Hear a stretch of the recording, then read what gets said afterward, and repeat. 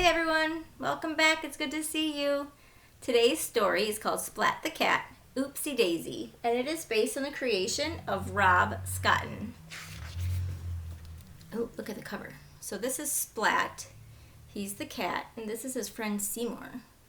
What do you think they're going to do today? Do you have any clues on this story? Let's find out.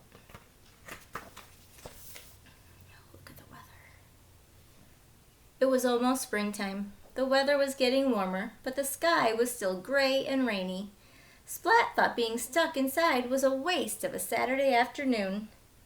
Splat perked up when a sopping wet Seymour scurried into his room. Seymour was carrying a weird-looking seed. "Where did you get that?" asked Splat. "That seed, it's wet.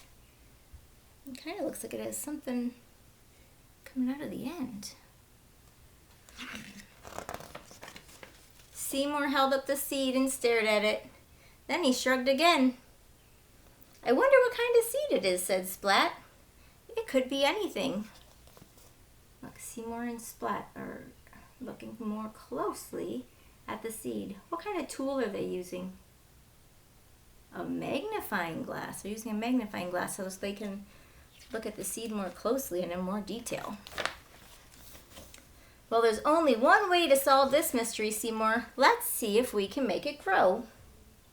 "I think we need to plant it first," Splat said, "but I've never planted anything before." "Do you know how to plant a seed?" Seymour shrugged. "Okay, then let's go to the library to find out," Splat announced. Off they go. They're following the sign to the library. Splat and Seymour walked straight to the library to look for a book about gardening. The only problem was that there was so much information. Splat wanted to grow one seed, not a whole field of corn. Look, here's the library. Look at all the shelves of books. So many choices. After staring at the shelves for a long time, Splat finally asked the librarian. The librarian is the person who works at the library. She can help you find a book. She was happy to help him find the perfect book. It says A Cat's Guide to Plants and Potting by Jack Tabby. She gave him a book to check out. The book said the first step was getting a pot and filling it with soil. Not all the soil landed in the pot. They missed. But there's their pot.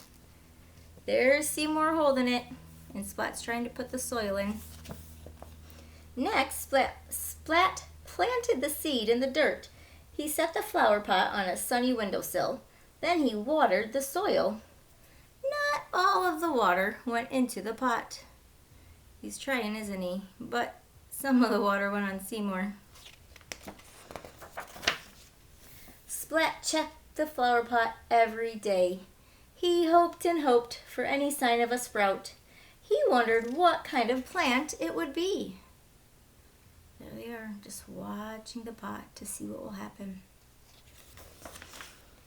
Maybe the seed would grow into a wild garden of roses. Whoa, that's surrounded by roses. Or maybe the seed would grow into a tree as tall as the sky. Wow, it's the clouds. Splat's way up high in the tree. Splat couldn't wait to see what grew. He sang to the seed, read to it, and told it stories. For 2 whole weeks, Splat waited and waited for the seed to do something. So here he is in the calendar. He's marking off every day that he's checked on his seed. 1, 2, 3, 4, 5, 6, 7, all the way up to 14 days he's crossed off, and still nothing. Splat was ready to give up. Maybe the seed would never sprout. Feeling terribly disappointed, he watered the soil one last time, just in case. There he is, watering it one last time. The dirt in the pot shifted a little when Splat added water. A tiny green sprout sprang up. "Yay!" Splat cheered loudly, but quickly shut his mouth. He didn't want to scare the little plant back into the soil. Look, you see the little tiny sprout? It's starting. During the next week, the sprout grew a few straggly leaves. Splat was thrilled when a few days later, a little bud appeared atop of the stem. Look, so there he is. Every day he's watching and he's measuring it to see how much it grows. Look, the next day the bud opened and a bloom blossomed. It wasn't a wild jungle plant or a many-colored rose or a tall tree. It was a flower, a little daisy, and Splat knew just who to give it to. I love it, said Mom. It's the most special flower ever. Splat smiled as he hugged his mother. I grew it myself, Splat said, with a little help from Seymour. The end. I hope you liked the story. See you next time.